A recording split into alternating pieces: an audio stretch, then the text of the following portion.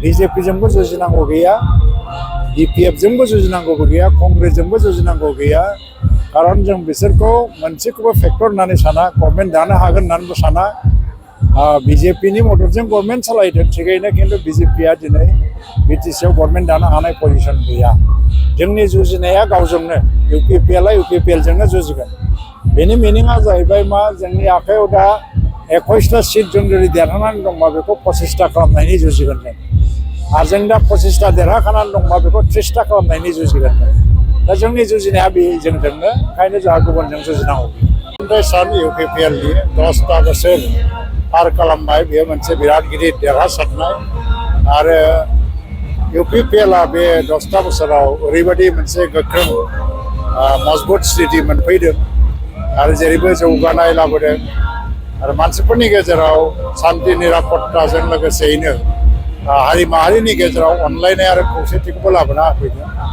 प्रमद बर'नि दैदेननायखौ मोजां मोननानैनो दिनैहाय माने बिनि सायाव मोनसे आस्था लाखिनानै भारतनि प्रधानमन्त्री नरेन्द्र मोदी, हम मिनिस्टार अमित शाह बिथांमोनाबो खुला आखाइजोंनो मदद होबोदों। आरो आसामनि गाहाय मन्थ्रि, गिबि मन्थ्रियाबो डक्टर हिमन्त बिश्व शर्मायाबो जेब्लायबो थांनाय माखासे जि प्रमद बर'नि जि 4टा बोसोर सासनकाल बेवहाय मदद होबोबाय थादों। दिनै जोंनि थांखिया जाहैबाय मा, दिनै इउपिपिएलखौ गावनो गाव हारसिङैनो आथिङाव गसंनानै गभर्नमेन्ट दानो हानाय मोनसे पजिशनाव लाबोनांगौ। आरो बे फैगासिनोबो दङ। ओंखायनो जोङो दिनै गोदान मोनसे संकल्प दिबस हिसाबै बेखौनो फालिनो ओंखारदों।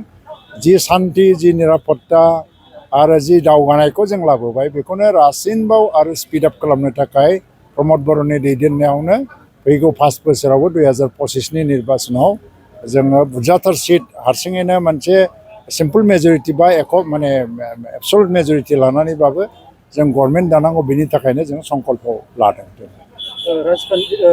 सायख'थि खाथि सौफैनाय लोगो लोगोनो गिबि मन्थ्रिनि माखासे रावफ्रा माखासे सोलायनायखौ नुनो मोनदों। बिटिआरआव गासिबो सिटिजेनशिपआ फार्स्टआनोखा, सेकेन्ड सिटिजेनशिप होननाय जेबो कनसेप्ट गैया।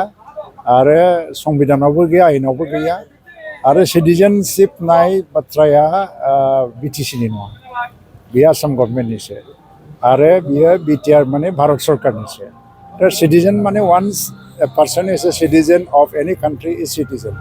बाहाय 1 नम्बर 2 नम्बर जेबो गैया। बेखौ बिथाङा हयतोबा रायजोफोरनि आबेग बायदिसिना पाब्लिकफोरनिफ्राय बायदिसिना फिसा फिसौ कमप्लेन मोननाय मोनैनि बेखौ लानानै ओरैनो मोनसे पेसिफाइ खालामनो थाखाय बुंनाय बाथ्रानि अनगायै बेहा संबिधान एबा आयेन बा गथ'बाबो खुनु बेखेवथि गैया।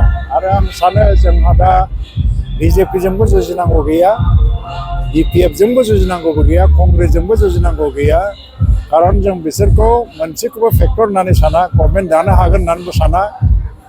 बीजेपीनि मददजों गभर्नमेन्ट सालायदों थिगैनो, खिन्थु बीजेपीआ दिनै बिटिसिआव गभर्नमेन्ट दानो हानाय पजिशन गैया। जोंनि जुजिनाया गावजोंनो, इउपिपिएलआ इउपिपिएलजोंनो जुजिगोन। बेनि मिनिङा जाहैबाय मा, जोंनि आखायाव दा 21टा सिट जों जुदि देरहानानै दंबा बेखौ 25टा खालामनायनि जुजिगोन।